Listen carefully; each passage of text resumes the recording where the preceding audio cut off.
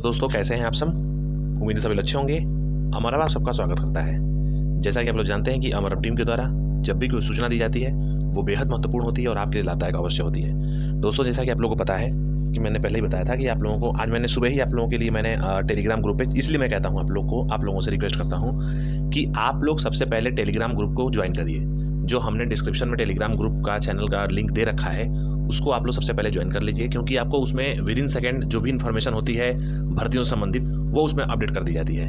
क्योंकि वीडियो बनाने में टाइम लगता है और आप लोग को इतना तो पता ही है कि हमारा मकसद वीडियो बनाना नहीं होता है।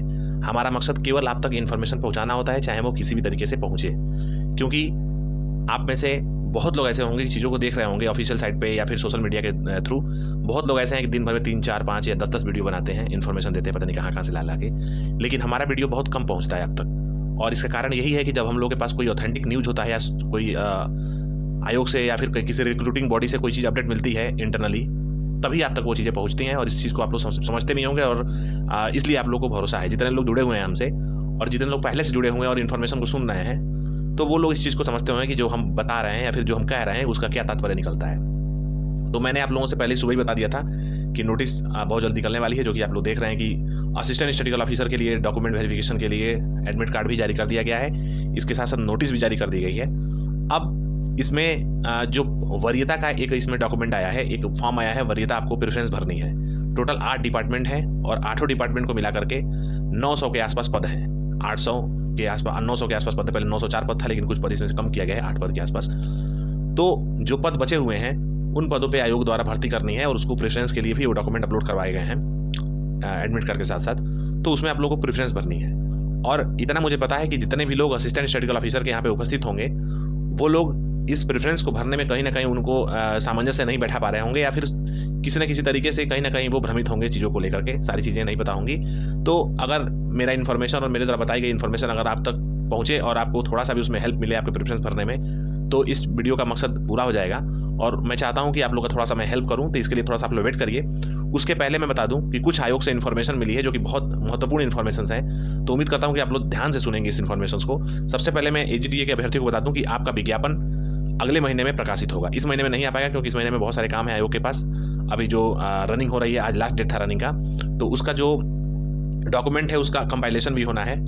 इसके साथ साथ जो लोग रनिंग निकाले हैं उनका रिजल्ट भी देना है। रनिंग के लिए पास और मतलब कि क्वालिफाइड और नॉन क्वालिफाइड का उनका लिस्ट भी जारी करना है। इसके साथ इनकी डीबी भी करानी है। तो इनकी डीबी तो अब बोरिंग टेक्नीशियन के बाद ही होगी, लेकिन थोड़ा सा काम है, ये कंपाइलेशन की चीज़ें हैं आयोग में। तो इस महीने में आपका विज्ञापन जारी नहीं हो पाएगा एजीटीए का, लेकिन आपका विज्ञापन बन के तैयार है। और इसी के साथ साथ असिस्टेंट अकाउंटेंट, जो असिस्टेंट अकाउंटेंट यानी कि सहायक लेखाकार के हैं अभ्यर्थी यहाँ पे उपस्थित, उनके लिए भी उनका विज्ञापन बन के तैयार है। और जूनियर असिस्टेंट, इसके साथ साथ मैंने बताया था आपसे कि असिस्टेंट स्टैटिस्टिकल ऑफिसर नई पद जो 1700 प्लस पद के लिए भर्ती आनी है, उनका विज्ञापन, इन सारे विज्ञापनों पे काम हो चुका है। लेकिन सबसे पहले विज्ञापन यहाँ पे एजीटीए का प्रकाशित होगा और नेक्स्ट मंथ में आपको बहुत जल्द ये विज्ञापन देखने को मिलेगा। तो आप लोग विज्ञापन से संबंधित बिल्कुल निश्चिंत रहें, अपनी तैयारी को करते रहें। और मैं आज बता दूं आप लोगों से कि जिस भी पद के लिए आपको आवेदन कर रहे हैं आयोग में, आप लोग उस पद से संबंधित जो शैक्षिक योग्यता है उसके अनुसार आप लोग अपनी पढ़ाई को करते रहिए। अगर एजीटीए का अभ्यर्थी हैं आप तो एग्रीकल्चर पर विशेष ध्यान दीजिए फिलहाल। अगर असिस्टेंट अकाउंटेंट के हैं तो आप बजट पे या इकोनॉमिक्स पे, इन सब चीज़ों पे ज़्यादा ध्यान दीजिए। आप लोग अकाउंट वगैरह पे ज़्यादा ध्यान दीजिए, क्योंकि उम्मीद यही है कि मुख्य परीक्षा में केवल और केवल आपसे संबंधित जो सब्जेक्ट हैं, जो मुख्य परीक्षा में आपसे संबंधित जो टेक्निकल सब्जेक्ट्स हैं वही केवल पूछे जाएँ।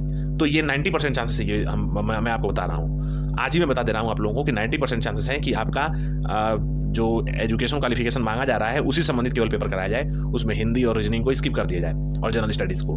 तो इस चीज़ को सोचते हुए आप लोग 90% तैयारी करिए अपने सब्जेक्ट की, और भी तैयारी करते रहिए। अगर अन्य भर्तियों में आप शामिल हैं तो उसकी तैयारी बिल्कुल करते रहिए, लेकिन अगर इन भर्तियों को फोकस कर रहे हैं तो आप लोग अपने सब्जेक्ट को जब विशेष ध्यान दीजिए।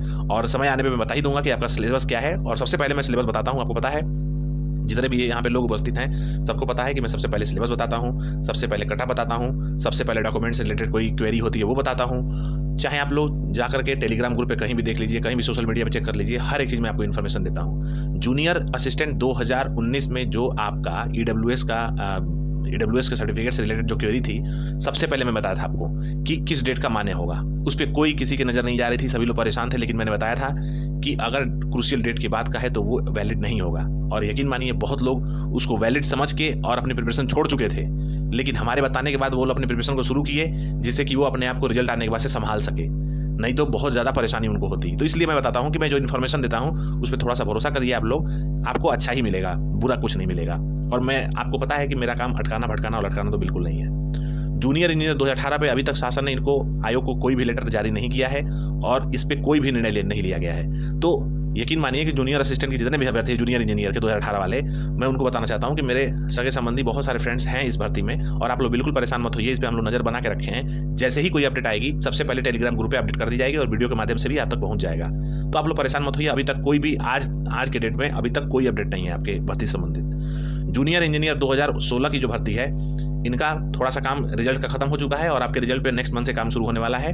और आपको इतना पता है कि जब इस पे कट ऑफ की तैयारी होगी तो मैं आपको कट ऑफ बता दूंगा कि कट ऑफ जाने वाली है।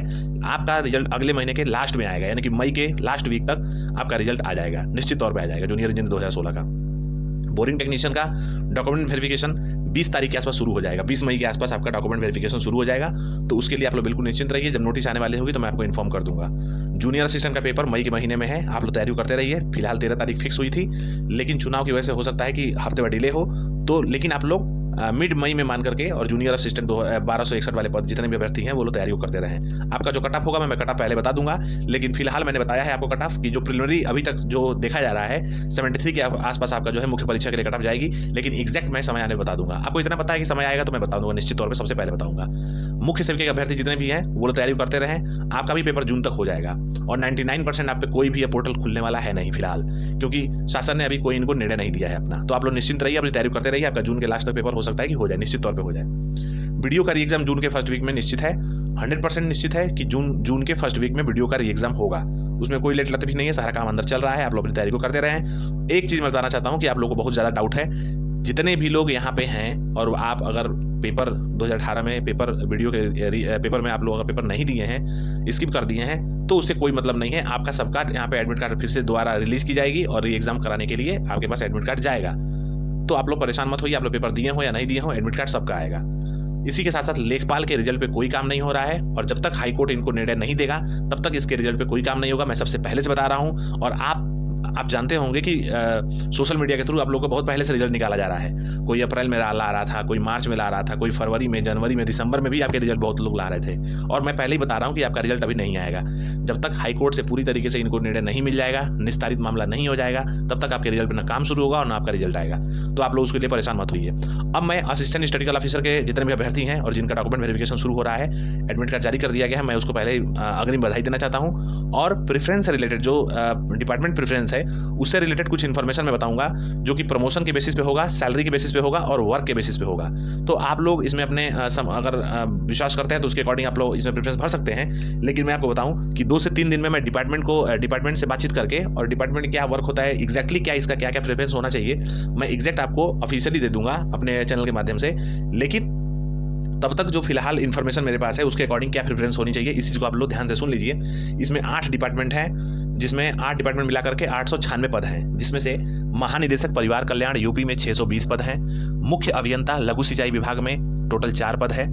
महानिदेशक संस्थागत वित्त बीमा और बाह्य सहकारिता, ये क्या है, बाह्य सहायता परियोजना यूपी, इसमें टोटल 2 पद है। निदेशक अर्थ एवं संस्था प्रभाग, इसमें 1 पद है, 225 पद है। इसी के साथ साथ मैं बताऊं आप लोगों को कि मुख्य नगर एवं ग्राम नियोजक एवं ग्राम नियोजन, इसमें टोटल 29 पद है। निदेशक मत्स्य यूपी में 9 पद है। महानिदेशक पर्यटन यूपी में 2 पद है और आयुक्त एवं निबंध सहकारिता में 8 पद है। फिर से एक बार पद आप लोग सुन लीजिए ध्यान से। महानिदेशक परिवार कल्याण में 620 पद है। मुख्य अभियंता लघु सिंचाई में 1 पद है। महानिदेशक संस्थागत वित्त बीमा, इसमें टोटल जो पद है वो है 2 पद, इसमें 2 पद है। इसी के साथ साथ निदेशक अर्थ एवं संस्था प्रभाग यूपी में 225 पद है। मुख्य नगर एवं ग्राम नियोजक नगर ग्राम नियोजन यूपी में 29 पद है। निदेशक मत्स्य यूपी में 9 पद है। महानिदेशक पर्यटन यूपी में 2 पद है और आयुक्त एवं निबंध सहकारिता में 8 पद है। अब देखिए, अगर आप इसमें कुछ पद में आप लोग देखे होंगे विज्ञापन में, कुछ में अस्थाई लिखा था और कुछ में अस्थाई लिखा था। तो आप लोग अस्थाई और अस्थाई के अकॉर्डिंग बिल्कुल भी प्रेफरेंस को भरिएगा नहीं, क्योंकि अस्थाई और अस्थाई का मतलब यही होता है, चाहे अस्थाई लिखा हो या अस्थाई लिखा हो, 2 साल के लिए प्रोबेशन पीरियड सबका होता है।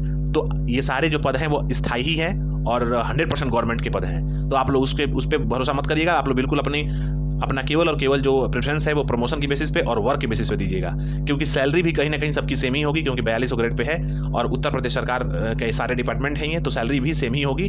बस ये है कि थोड़ा सा प्रमोशन और वर्क में थोड़ा सा डिफरेंस रह सकता है, तो मैं उसको आपको बता देता हूँ, प्रिलिमिनरी जानकारी दे देता हूँ। और वैसे तो मैं डिपार्टमेंट से पता करके आपको ऑफिशियली जानकारी भी दे दूंगा कुछ दिन में, आने वाले समय में। तो मैं बता दूंगा आप लोगों से कि अगर आप लोग प्रमोशन की बेसिस पे देखना चाहते हैं तो इसमें निदेशक अर्थ एवं संस्था प्रभाग, जिसमें 225 पद है, इसको आप लोग फर्स्ट प्रेफरेंस मान सकते हैं। इसके साथ साथ महानिदेशक संस्था वित्त बीमा एवं बाह्य सहकारिता योजना को आप लोग दूसरे नंबर पर रख सकते हैं। इसी के साथ साथ महानिदेशक परिवार कल्याण यूपी को तीसरे नंबर पर रख सकते हैं। मुख्य अभियंता लघु सिंचाई को चौथे नंबर पर रख सकते हैं। निदेशक मत्स्य यूपी को 5वें नंबर पर रख सकते हैं। मुख्य नगर एवं ग्राम नियोजक नगर ग्राम नियोजन 6वें नंबर पर रख सकते हैं। और महानिदेशक पर्यटन यूपी 7वें नंबर पर रख सकते हैं। एवं आयुक्त एवं निबंध सहकारिता यूपी 8वें नंबर पर रख सकते हैं। ये प्रमोशन के बेसिस पे मैं आपको बताया। यानी कि अगर आप लोग चार्ट को डाउनलोड कर लिए होंगे तो उसमें देखिएगा मेरे अकॉर्डिंग जो प्रेफरेंस होनी चाहिए, सबसे पहले होनी चाहिए चौथे नंबर की, फिर उसके बाद से होनी चाहिए तीसरे नंबर की, फिर होनी चाहिए फर्स्ट नंबर की, फिर होनी चाहिए सेकेंड नंबर की, फिर होनी चाहिए आपकी 6 नंबर की, फिर होनी चाहिए आपकी 5वें नंबर की, फिर होनी चाहिए आपकी 7वें नंबर की, और फिर होनी चाहिए आपकी 8वें नंबर की। ये प्रमोशन की बेसिस पे। वर्क की बेसिस पे देखा जाए तो आपका जो प्रेफरेंस होना चाहिए, सबसे पहले 3rd नंबर का होना चाहिए। उसके बाद से आपका 2nd नंबर पे होना चाहिए 7वें नंबर का, फिर थर्ड वाले पे होना चाहिए दूसरे नंबर का। उसके बाद से तीसरे नंबर पे आपका जो होना चाहिए, चौथे नंबर पे जो होना चाहिए आपको, वो होना चाहिए फर्स्ट नंबर यानी कि महानिदेशक परिवार कल्याण। फिर 5वें नंबर पे आपका होना चाहिए निदेशक अर्थ एवं संस्था। फिर उसके बाद से 6वें नंबर पे आपका 5वां पोजीशन होना चाहिए। और इसी के साथ साथ 7वें पद के लिए आपको 6वां पद होना चाहिए और 8वें के लिए 8वां होना चाहिए। यानी कि वर्क के बेसिस पे देखा जाए तो आप लोग सबसे पहले जो प्रेफरेंस भरेंगे वो महानिदेशक संस्थागत वित्त बीमा एवं सहकारिता परियोजना को भर सकते हैं। दूसरे नंबर पे आप लोग महानिदेशक पर्यटन यूपी को भर सकते हैं। तीसरे नंबर पे मुख्य अभियंता लघु सिंचाई विभाग को भर सकते हैं। चौथे नंबर पर महानिदेशक परिवार कल्याण यूपी को भर सकते हैं। 5वें नंबर पे आप निदेशक अर्थ एवं संस्था प्रभाग को भर सकते हैं। 6वें नंबर पे मुख्य नगर एवं ग्राम नियोजन को भर सकते हैं। 7वें नंबर पे निदेशक मत्स्य यूपी को भर सकते हैं। और 8वें नंबर पे आयुक्त एवं निबंध सहकारिता यूपी को भर सकते हैं। ये आपका प्रमोशन और वर्क की बेसिस पे मैंने आपको प्रेफरेंस बता दिया है, और ये प्रिलिमिनरी जो मेरे पास जानकारी थी उसके बेसिस पे बता रहा हूँ। लेकिन डिपार्टमेंट से कंसल्ट करके और आपको मैं बहुत जल्द ऑफिशियल अपने यूट्यूब चैनल के माध्यम से, अमर हब के माध्यम से मैं आपको प्रेफरेंस बता दूंगा कि कैसे प्रमोशन किसमें होता है, कितना वर्क है, किसमें हैक्टिक होता है, किसमें नॉर्मल वर्क होता है, और किसमें जो है सैलरी तो खैर सेम ही होता है, लेकिन सैलरी के बेसिस पे अगर देखा जाए तो आप नंबर 1 पे चौथा नंबर यानी कि निदेशक अर्थ एवं संस्था प्रभाग को भर सकते हैं, क्योंकि इसमें जो है कुछ पक्ष आपको थोड़े से ज़्यादा मिल जाते हैं, क्योंकि इसमें ओवर टाइम भी कभी कभी डिपार्टमेंट के द्वारा करा लिया जाता है और इसमें थोड़ा सा मूवमेंट भी हो जाता है कभी कभी, तो इसलिए इसको नंबर 1 पे रख सकते हैं। बाकी सबका सैलरी सेम है, इसका भी सैलरी सेम ही है, बस कुछ यानी कि दशमलव कुछ में ही केवल डिफरेंस रहता है। तो मैं आपको प्रिलिमिनरी जो इन्फॉर्मेशन थी उसके अकॉर्डिंग प्रेफरेंस बता दिया हूँ। इसके अकॉर्डिंग आप भरना चाहें तो भर सकते हैं, अदरवाइज 1 से 2 दिन वेट करिए, मैं ऑफिशियली आपको पूरे पुख्ता सबूत के साथ और इन्फॉर्मेशन दे दूंगा, जिससे कि आप लोगों को कोई समस्या नहीं होने वाली है। तो अगर आप प्रेफरेंस के लिए परेशान हैं एएसओ में, तो मैं आपको प्रिलिमिनरी बता दिया, और 2 दिन रुकिए, मैं आपको पूरा डिपार्टमेंट वाइज मैं आपको सारी चीज़ें सूचना एक सूची के माध्यम से अपने चैनल पे भी अपलोड कर दूंगा और वीडियो में बता दूंगा, इसी के साथ साथ टेलीग्राम ग्रुप पे बता दूंगा। तो उम्मीद करता हूं कि आप लोग टेलीग्राम चैनल को पहले ज्वाइन करेंगे और इस चैनल को ज़्यादा से ज़्यादा सब्सक्राइब करवाएंगे अपने परिजनों से और जानने वाले लोगों से, और शेयर अवश्य करेंगे। पूरा वीडियो देखने के लिए बहुत बहुत धन्यवाद। उम्मीद करता हूँ कि आप इस चैनल से जुड़े रहेंगे, क्योंकि ऑथेंटिक चैनल है और ऑथेंटिक आपको सारी इन्फॉर्मेशन यूपी SSC या फिर अन्य भर्तियों से रिलेटेड यहीं पर मिलेगी। इन अच्छी बातों से दोस्तों मैं वीडियो को वाइंड अप करना चाहता हूँ। जय हिंद।